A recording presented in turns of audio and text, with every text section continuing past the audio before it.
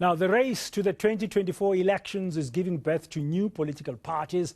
One of them is Arise South Africa, which officially registered with the Independent Electoral Commission, that's the IEC, a month ago. Its leader, Mpho Dagada, was appointed to the President's 4th Industrial Revolution Commission in 2019. He says he's looking to bring South Africa into the technological race. He joins now in studio to tell us more. Mpho, welcome to today. Thank you very much for joining us here on eNCA. Thank you so much for having me, and good afternoon to all the listeners and viewers at home. Why Arise South Africa? I mean, you sound like you're somebody who's technologically savvy. You were involved with the presidential 4IR commission. I mean, that should be like the thing that drives you. But now, why a political party? Now, when we look in South Africa, I mean, the things that are happening, 80 billion per month is lost to load shedding. We have the youth unemployment currently sitting at over 56%. Poverty is at over 56%. We're the most unequal society in the world. State captures something. We're here. We have 1,357 crimes committed daily. We have 138 people raped in South Africa every single day. 83 people murdered in this nation daily. Corruption, we lose 300 billion per year through corruption every single year, and our state-owned enterprises don't work. So when we looked as young people, we said, where are we headed as a country? There's no vision, there's no perspective, and that's why you see our logo is that of an eagle, because we said as young people, we have vision. We have perspective. We know where the country should go. So we said we can't sit on the sidelines and say we're depressed, because young people in South Africa are depressed. So we came together and we said, as young people, let us stand up, let us arise, and let's ensure that we go forth and change the country. So as young people, is there a particular age group that you've been talking to? Because for you to set up and register as Arise South Africa, you must have done a lot of meetings and canvassing and discussions around the country. Definitely. So we've had meetings with church leaders, we've had meetings with young leaders, we've had meetings with young people, and majority of these young people were saying it's about time that young people get involved, because where we're seeing the world go and what we're seeing happening, it's really not going to benefit young people. So the vision that young people have for South Africa is that they believe that this country has the potential to be one of the best countries in the world. I mean, let's be honest, as young people, we know things, we Google things, we use ChatGPT, we use the internet. We know that there's minerals in South Africa worth $2.5 trillion, not rands, $1 trillion in our land. Yet our leaders, year after year, we see trucks driving down the N3 to Richards Bay, driving down to sell to other countries. Meanwhile, the young people of South Africa don't have jobs. And young people are saying, enough is enough. If we do have the minerals, there are a few that are benefiting, and the young people are getting nothing. Young people are saying, we're standing up to redevelop the economy and the country. Just on that point about using the mining sector as an example, are you therefore, as Arise South Africa, going to be espousing local beneficiation of our minerals? Definitely. Manufacturing.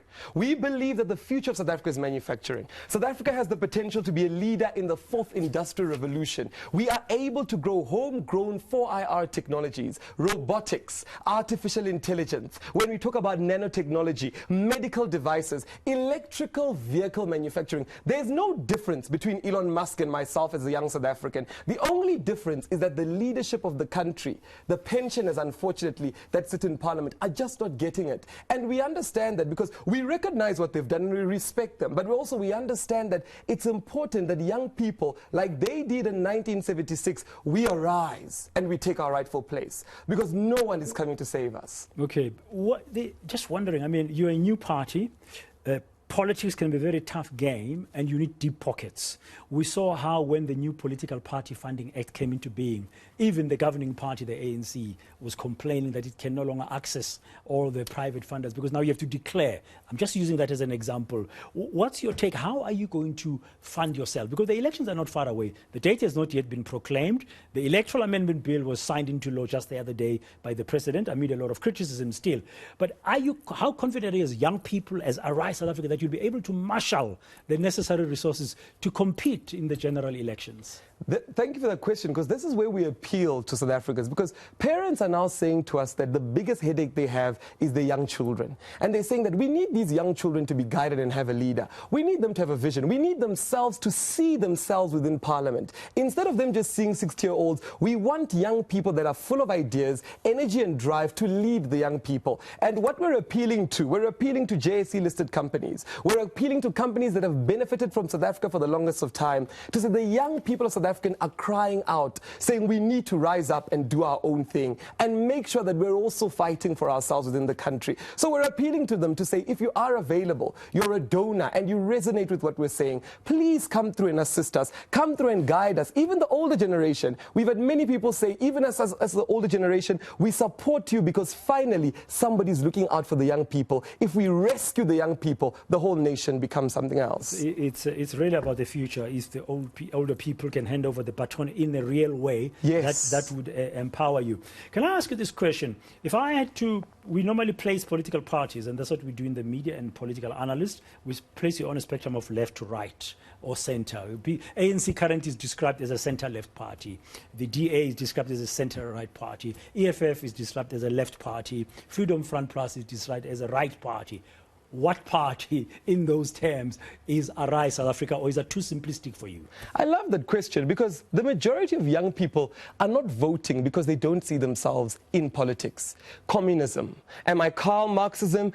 Young people are saying these concepts for us are not relevant to this day and age. In this day and age, we speak robotics. In this day and age, we speak artificial intelligence. In this day and age, we speak artificial intelligence, robotics, nanotechnology, and all these things shaping government. We talk about e-government. Our young people want an e-government where the Justice Department and every other department is co-linked. So as young people in South Africa, we're saying enough with the jargon that confuses our people. Enough with saying this one is communist, this one is... We want young people to come up with ideas, because what we see in Silicon Valley, what we see in Dubai is that young people's ideas are valid, their voices are listened to, and they're creating the billion-dollar companies, your Facebooks, your WhatsApps. These are young people in universities that created them, that receive the support. So young people are saying, as we get into politics, we're not just only coming to disrupt the way it's done, we're coming to disrupt everything about it so that young people can see themselves fitting in the political sphere, and not only that, but leading it. Is it your sense that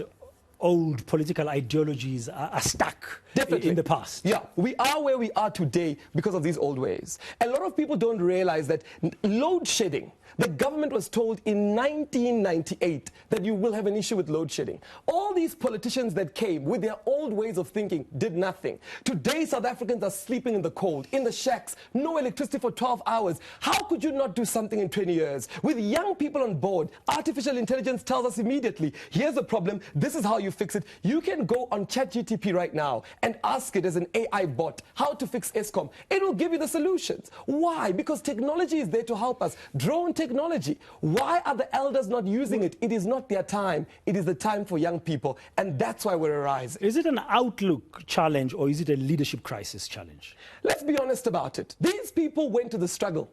A lot of them, their education was based on Bantu education. You talk to somebody in their 60s about nanotechnology, about blockchain technology, about artificial intelligence, these are ministers asking their grandchildren to change their WhatsApp photos.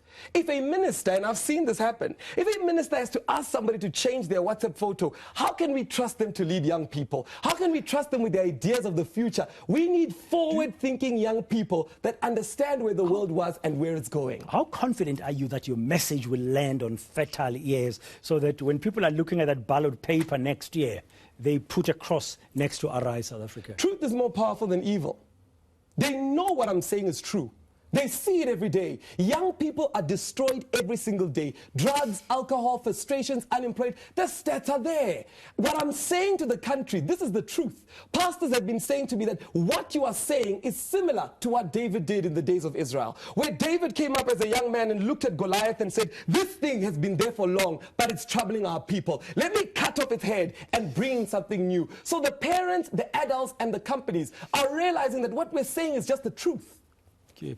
What are your numbers now? I mean, how many members do you need to register today? So you need 1,000 members. So you've got 1,000 members? We've got our 1,000 members. Yeah. We do have issues with the IEC, and we're going to raise them to say, young people are starting to say they want to vote online.